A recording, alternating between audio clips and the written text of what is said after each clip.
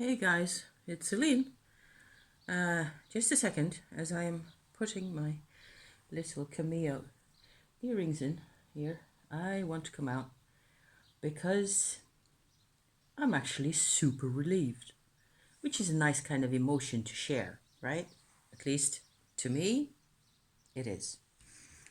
So, um, this is going to be an energy work update kind of a thing, I suppose, meditation update, energy practice, all the things, Deep breath. Really, there's going to be a couple more of those, I think. I don't know how long I will be here for. We'll see. Maybe I can do this quickly. It'd be nice to not take 3/4 of an hour to explain everything. So today is Thursday, the 28th of April, 2022.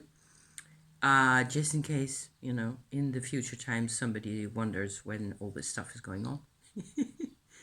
As if. I have a hard time. I don't know how about you, but I really have a hard time getting my life back together. And it's not because it's such a mess necessarily. I notice certain things in my life that are, my brain gets so fuzzy and I have a hard time waking up in the mornings. That is not really unusual. I depends on what I've been doing. Yesterday we went to the woods and so on. We did a couple of clever things in terms of food and not overburdening ourselves. So we've had a lot of sunshine. I really should be okay, but for some reason there has been a sort of a state of feeling really burdened, and whether that is sort of the aftermath of the pandemic period. Yes, I think so. In certain parts of my life, that has certainly been the case in terms of all the lockdown business and all that. Also, resistance to the lockdowns and resistance on my part to the kind of atmosphere we've been having, right? Funny I should say that, because this is actually the card that came out. I have a couple of cards that I'm going to share as well. Maybe I should just show you my cards first and then go into the energy work business, okay? So this is you'll never be able to make this out, I think. Maybe it will show some of it. It's a picture in the middle there, in the oval, of a piece of blue sky with clouds around it. And underneath, maybe you can see that there's a piece of glacier. I took this photograph myself all of 20 years ago, I think, using one of those, mechanical photographing machines, cameras, and in the mountains with lenses and all that kind of stuff. Great fun. The card is called Atmosphere. This is one of my own personal oracle cards that I made for myself, one of 36 cards. There's another one here that you will make out even less. It's a protector card that has a big vulture on it, a drawing actually of a vulture that I photographed again and then put into the image right there. Other than these two, I have tarot cards of this type. So Marseille kinds of cards. They're Italian Marseille, Bologna, for you people in the know. The captions are in French though, even though they're Italian make. What is it? Early 17th century Tarot de Marseille type cards. This is the Knight of Cups with a blue horse. I have 4 more cards. Hermit again, Yahoo. A Judgment card, which is my year card for this year. A Devil card, which is not a really surprise because that comes up often as well. And the Ace of Swords. This is what they look like. So these are my own personal. I have these cards in this handmade bag.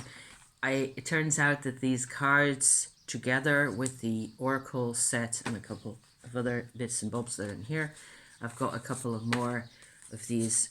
There's a set of majors only of a Tarot de Paris cards, you know, and a couple of these kinds of prints that I just loved. And pretty colors and, you know, yeah. I don't often use these, but the rest of this is my Oracle set that the Atmosphere and the Protector card belong to. So this goes into this whole little bag, and the whole thing goes in a big bag with a little spread cloth that's also handmade. It turns out that I needed, for some reason, to make some tarot related experience for myself that is really truly personal. It took me forever to really then connect with this. It has really pretty lining as well, lots of rainbow colors everywhere. I can make things for myself, but then to use them also depends very much on what my brain is doing or what I feel like. And it turns out that I can actually use my energy work practices more. But the big but in this context is that I have been doing heaps of Tummo over the past 2 years and a bit.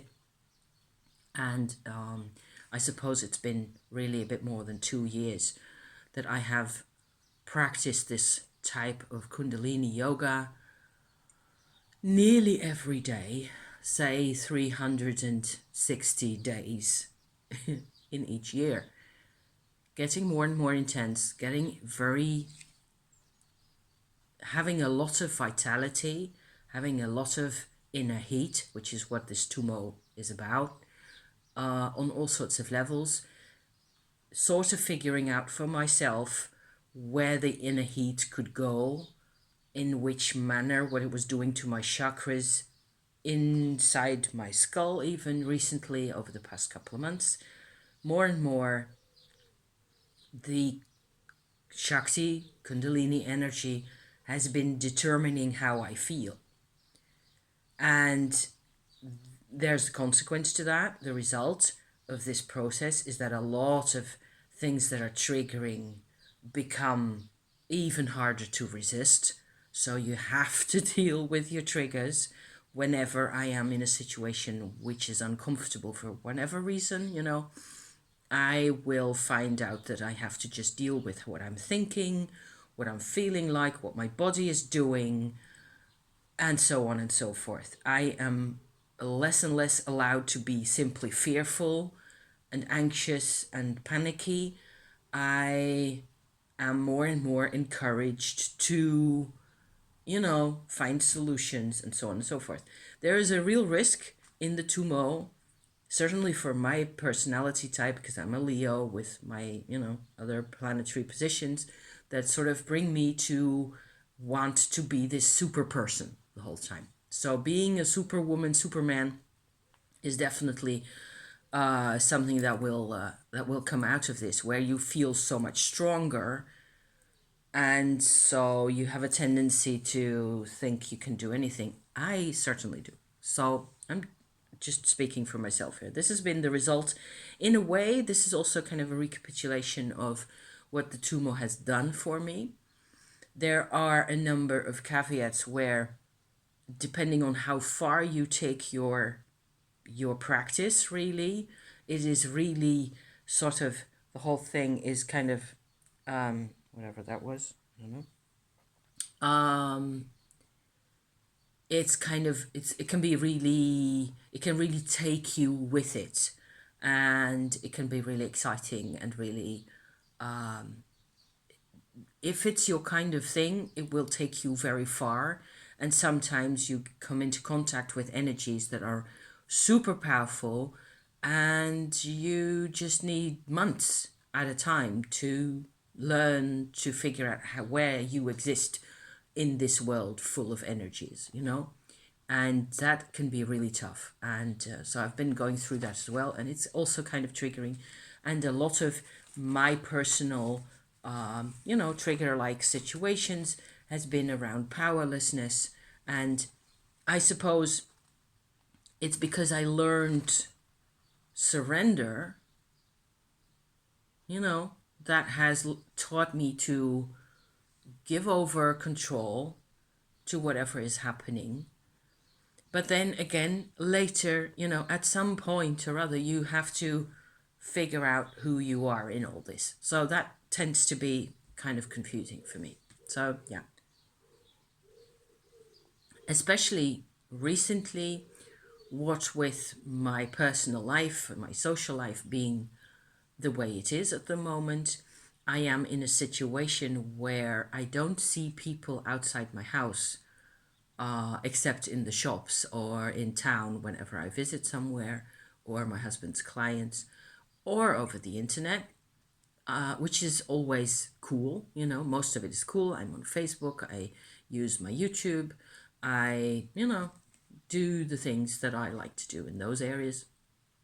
But there used to be a bit more volunteer work, and there used to be a couple more friends and things that I used to, get a bit more feedback from, and that was actually a healthier situation, I think. I'm still hoping that somewhere in the future, or maybe in autumn or so, I'll be able to pick up some other kind of social activity. I realized that I have an affinity for actual work where I am working with people on something. I used to work in a social restaurant, for example, for a couple of years, which was also great fun. It was also very much, there was always deadlines, and it was also a lot of pressure in there, and that was less pleasant sometimes and difficult to deal with back in the day. But I really miss it. I really miss being around people and doing something together where it doesn't really matter what it is that you're doing, as long as you're contributing to something and you're taken out of your own constant, which is I tend to obsess. I tend to get completely obsessed over the whole Tummo thing, relationship things. My husband's travails on his job or wherever else. I tend to go completely OCD on that. It just goes nuts. And in order to avoid that, I really should, make sure at some point or other, when I get the chance to, find some other type of volunteer work. We will see where we go from there. As I'm saying this, I'm realizing this is actually an issue. I need to make sure that this kind of a sort of this situation where I'm alone so much of the time, it shouldn't last for years. It shouldn't be my life for the rest of my life, because that's not going to be a good idea. It's gonna, it's not going to be good. So yeah. In terms of, so what I noticed, and the real reason why I came out today with my video here, which is what I really want to talk about, is that I pulled my cards. I noticed once again that I'm so fuzzy in my brain. I have slept super deep. I don't know what I was dreaming about, but I tend to have really nonsensical, long, intense, complicated dreams in the morning. And it just takes me forever to sort of liberate myself from all that. I don't know about you, but I have all the time in the world. I can do whatever I want. And it's like I have lost, certainly with the Tummo, it has intensified the situation that has been with me all my life, that when I wake up, it seems like I have a body, but I don't know who I am anymore. I am like completely lethargic, completely paralyzed, and I am a pair of eyeballs, and it takes me a couple of hours to sort of find this kind of thing where I can actually have a sort of a sequence of things of my brain and myself and me, managing to communicate anything or do whatever, or do laundry or hoover the house or do something sensible with my cards or whatever else there can be, make a vlog. It didn't used to be always like this. I used to have a separate practice, so separate from the whole Tummo thing, where I used to be able, and I'm talking about, say, the period from 6 years ago, maybe a bit more, 8 years ago, up until 2 years ago. okay? I used to be able to counter the fuzziness, let me just keep calling it that, the general amorphous brain, stupid brain, you know, kind of a mode. I used to be able to counter that with a kind of a white light meditation. I've talked about this before on my channel. It's in an energy work series videos of years ago that I mentioned, I described, I think, a couple of times that there are like energy points in your aura surrounding you. So there's an aura field around you and it has kind of a skin or a membrane on the outside of it. So at some kind of a distance from you, it doesn't really matter how big it is or whatever, depending on what you feel like. And normally there's like a kind of an ideal width, bigness for your aura field that would make you feel most at ease. And that's a whole different subject right there. Let's just segue into that for a tiny bit. Where often the aura field that we are actually feeling tends to be compressed inward a bit, and that makes for, even physically, you know, for sensations of feeling a bit more fearful, a bit, you know, less at ease than you could be. So there's a really good way of giving yourself more space, giving yourself more room by just visualizing that your membrane, the outer skin of your aura, gets to expand a little bit, and just see what that feels like. Just expand it, you know, beyond what it is at the moment. Just give it 10 more centimeters or something, you know, like that. So that's something that I don't really even do. I just don't even think of it. But that's a really good exercise. In that, okay, so in that skin, in that membrane, there's all sorts of energy fields and points and things going on that I don't really even work with a lot. There's one area that I always work with in this kind of case, which is what I used to do up until 2 years ago, fairly regularly. And this is it, okay? This is what the point of this whole video was going to be about. There's an area which sits more or less right there. So if you can see, if you have your head like this, there's a point sitting right there. There's 2 points actually. They're meridian points. You can actually look them up if you look up Chinese acupuncture meridians and, you know, acupuncture points on the human head. On the internet you can find these points here. It seems there's a liver meridian that goes through there, that passes through there, and it's very sensitive. It's not a chakra. Your third eye is going to be situated around here somewhere, and your crown chakra obviously sits in there, and it's kind of halfway in between. There's a whole line of points there, and they all do different things, and they all got different sort of possibilities to them.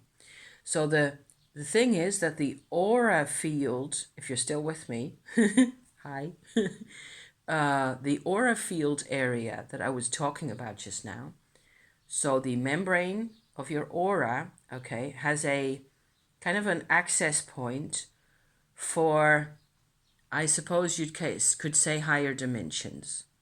And it sits from here in a straight line at the end of that line in the skin, okay, of the aura, in the membrane out there.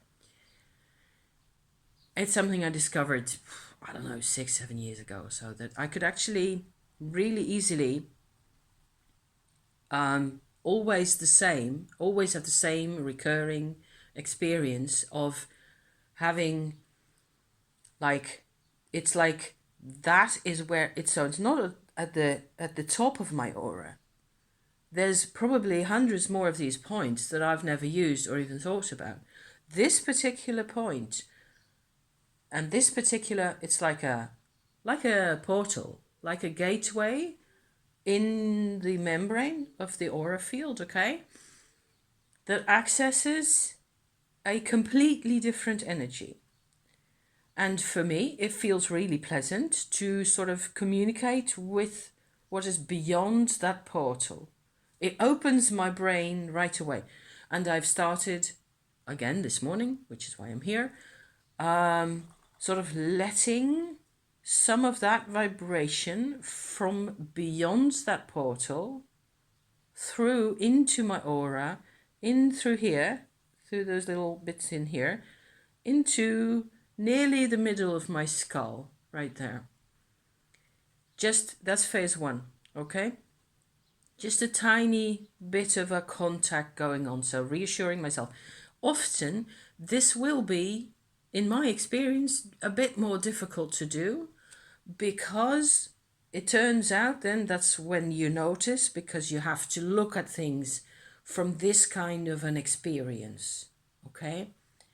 And it takes some time, and you have to sort of feel the whole aura field and get comfortable with that again in my fuzzy morning brain, absent brain kind of a state. I sort of have feel my way into this, and then I make contact with that portal,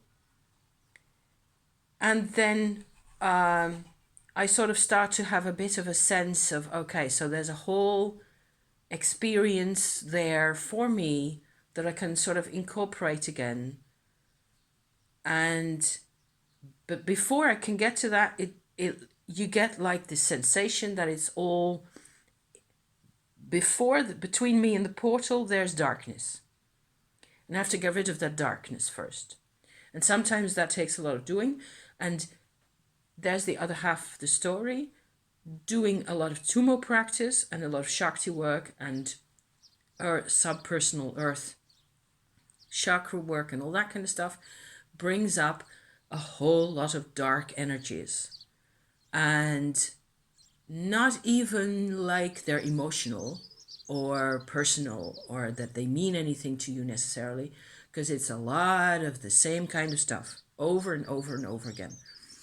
More like your body produces leftovers from a lot of sadness and a lot of confinement, there's a word,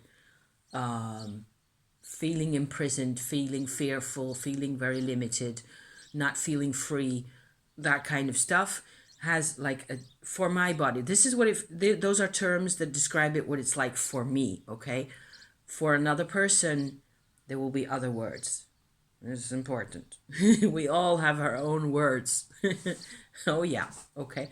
But there's a disharmony for me. If I want to access the light that is in the portal, I need to make sure that some of that dark stuff moves out of the way or leaves me some kind of an access way, some kind of a little passage so that I can make contact with the portal. Okay? So far, so good. And then there's phase two through the whole process. I can actually access some form of white light. And this whole thing is a white light kind of an exercise where I then can invite the white light to come into my whole aura field inside the membrane, inside the skin, right, around me, and clear up it. The white light is what I've learned, how I've experienced it, is like the universal tool to take things to the next world. Take old energies that no longer serve, that just hang around like, dust and cobwebs, basically, in your system, and sort of de-manifest them. So the reality of the heaviness and the cobwebs in the brain and all the rest of it, all the experience, the heaviness of the experience really gets accepted, if you like, into a higher dimension, a divine dimension, if you like. I don't talk about God because I don't know who that is. I can only see energies and light, different kinds, and sort of I think everybody has a kind of a compass, as to where you are sitting, and there's a lot of different kinds of light in each of us. Actually, I believe all the kinds of light that there are inside of us, which is one thing that makes humans quite special, I think. So we can move in between the realms really well if we train ourselves, okay? So I was doing this, and actually it's the first time in probably 2 years at least that I've done this properly, and that it happened that I could do it really easily. There's one situation that I have described earlier this year, somewhere in February, I think. I had a bad phase where I tried to do a white light work, which is the same kind of a vibe, on my subpersonal chakras. Those are the chakras that are sitting beneath your feet in the earth, okay? And something really strange happened where the light was actually way too powerful, and I caused a kind of a shock. This has freaked me out no end. I've been sort of scared and terrified for 2 months after that, because I caused a kind of a energy shutdown in my system, and I got super cold really quickly. I started shaking, and I had the shivers and the shakes, and I was so cold. It was awful. So that is something I never want to experience again, right? And it was due to what I was doing in a particular chakra way down underneath my feet in the earth right there, where apparently what I was doing was just a bad idea. I still haven't completely figured out what it was that went wrong, because this is not supposed to happen. You're not supposed to be able to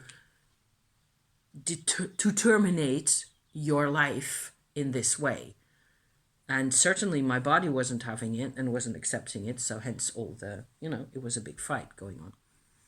Since that time, I have been really kind of fearful, kind of hesitant to use white light in any manner. But today, and before today, a couple of weeks already, I was feeling like I have all this dark cobwebs sitting around me. I need to get rid of this stuff. I want to be able to start on my day properly. How do I do this? I don't need to do this kind of a level of meditation every day necessarily. Maybe I have to do a couple of days now to get it started properly. But then most of the old energies and old vibes will be cleared out, and I will be able to just do little small doses, I don't know, twice a week or so. And that's enough. And then I can make that I am available to myself, to people, to life, at 9 o'clock in the morning, ideally. That would be that then I have a life again, instead of, often it's really just old baggage and just old darkness that sits around us, and we believe that we are the darkness. And you have to position for yourself, okay, but I'm not, okay? I don't have to be this way. I don't have to live this way. I can live the other way, okay? So, but it's been really difficult, and certainly recently, what with my bad experience with my white light, what happened is I sort of avoided using white light in any form or fashion, and each time I used it, I just went for little homeopathic doses, and never for the full effect, as I had done innocently and trustingly before, before 2 years ago. And there's a kind of a strange, necessary harmony between Tummo practice and white light practice. I believe this is why people in the East use and call in Vajrasattva, okay? Vajrasattva is a white figure that a white Buddha-like divinity, if you like. I don't know how to describe that person, really. Like a Buddha kind of a figure, but a higher self kind of a figure. Often, I believe, many of these these people, these figures, these personals, these characters. That's a very disrespectful kind of term. Buddha-like figures are really meant to represent a part of yourself. That's, I think, fairly crucial to realize.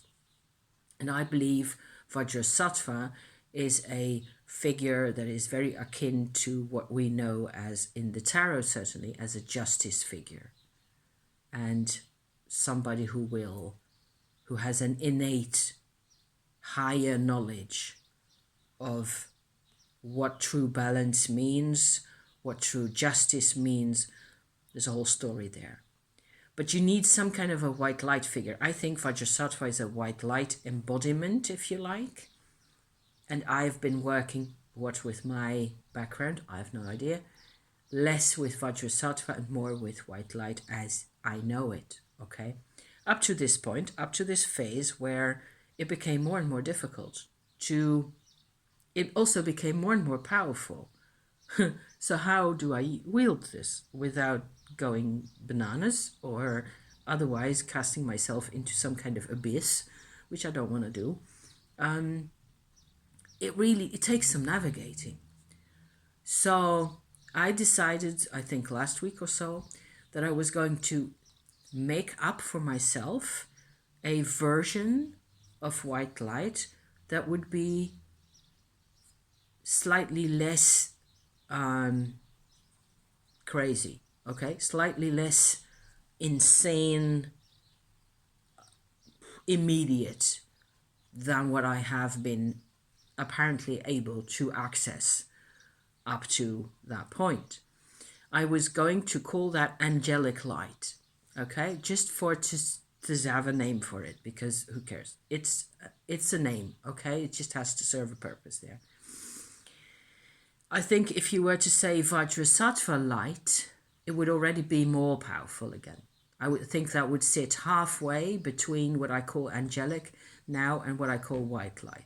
Okay, just to dot the I's here.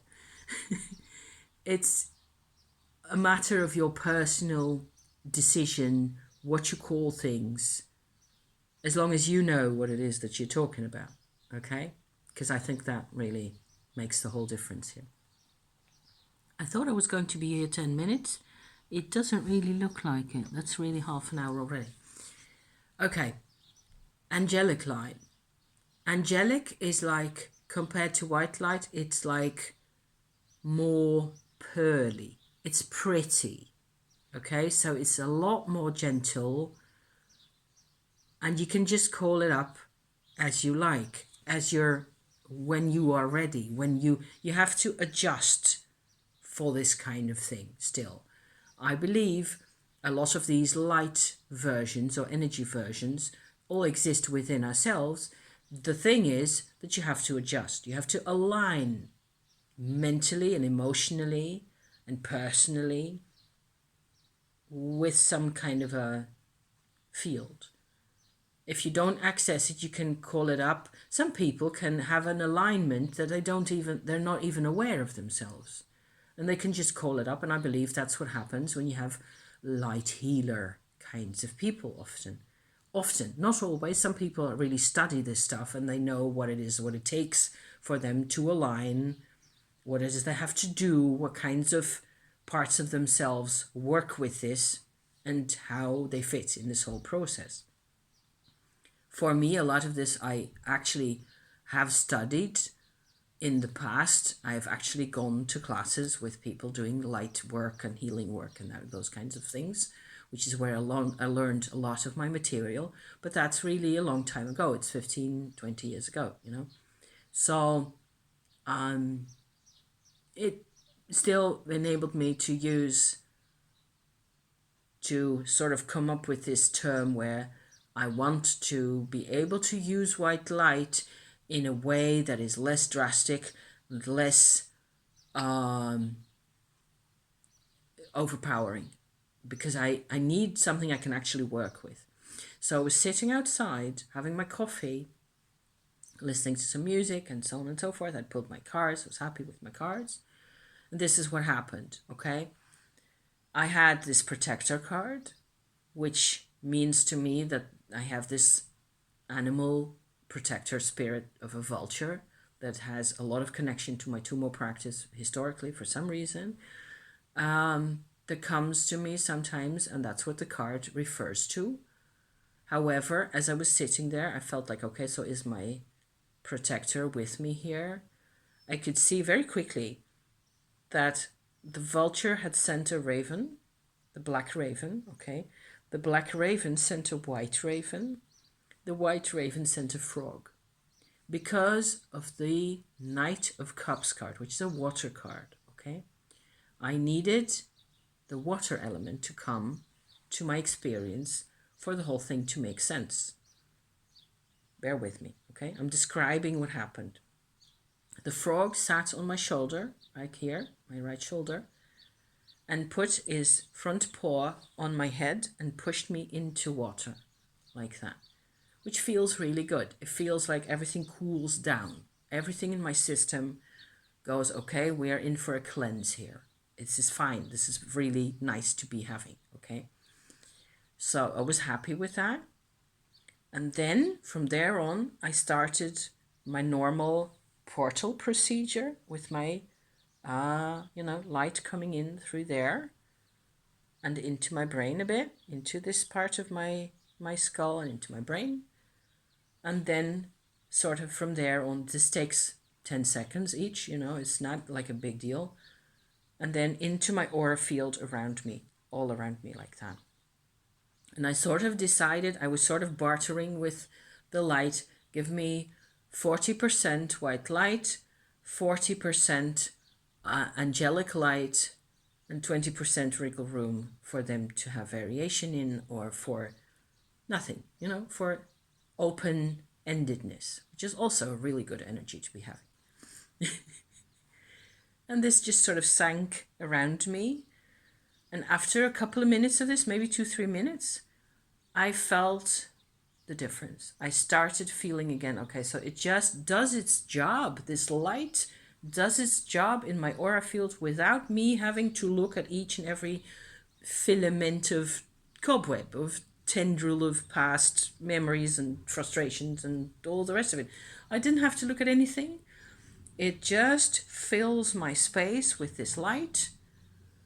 And as I sit there, I am suddenly aware that I am surrounded by an energy that is neutral.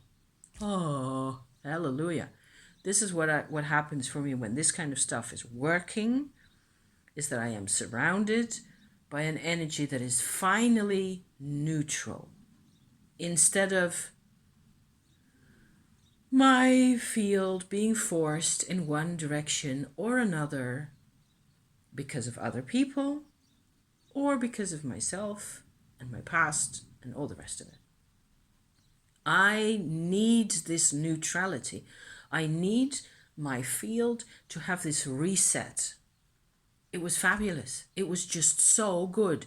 And it sank slowly to the ground and a bit into the ground.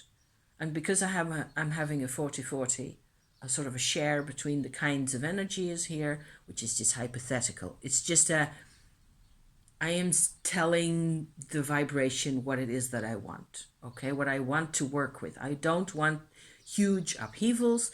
I don't want my whole karma to be yanked out of my system integrally 100% and to disappear into the multiverse with never being seen again.